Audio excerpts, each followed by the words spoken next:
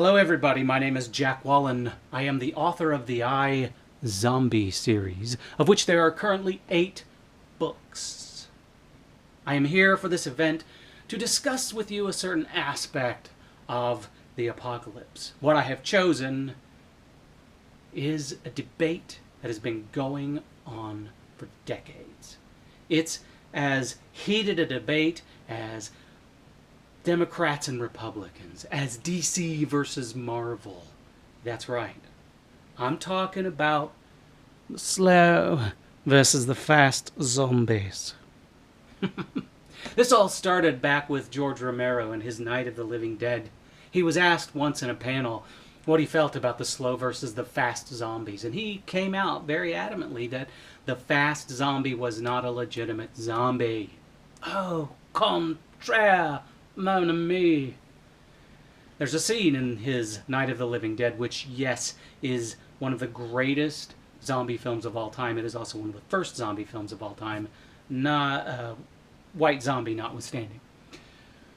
So, in that first scene, or one of the first scenes, there is one of the zombies, the first ghoul to appear. He starts out kind of slow and shambling, but eventually, when she gets into the car and he starts chasing after the car, you see him pick up steam. That's right, he runs, thereby defeating the Romeroan argument that there are no fast zombies.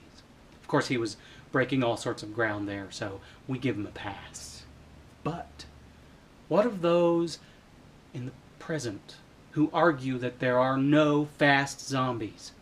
Well, I have an idea that I want you to consider.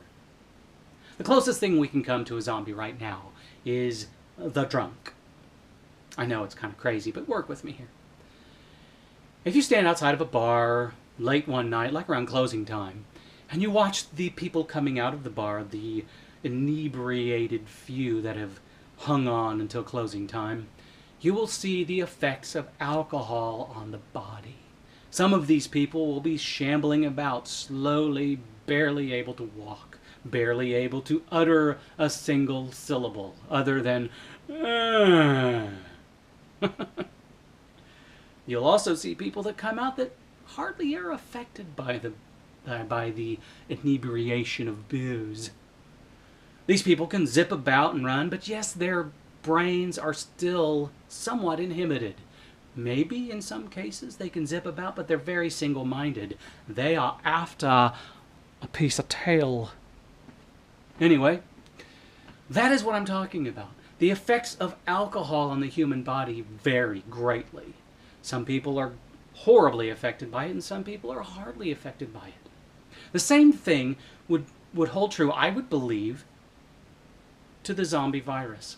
Let's take, for example, something you can really get your teeth and your fingers into. Imagine, if you will, a morbidly obese man and a professional soccer player, right? These two are affected by the same zombie virus at the same time. Now, this morbidly obese man could hardly walk before he was infected, versus the professional football player who could zip about and kick a ball and make women swoon and blah, blah, blah, blah, blah, blah, blah. Anyway, these two are infected, right? I don't believe that zombie virus is going to hinder the football player's ability to zip about. I also don't think that the zombie virus is going to allow the morbidly obese man to run. So, you can see that it affects people in different ways. You can even look at the common cold and how it affects people in different ways. The common cold could drop some people to their knees and not affect other people. So, you see, it's part a matter of Mother Nature. We can't defeat her, period.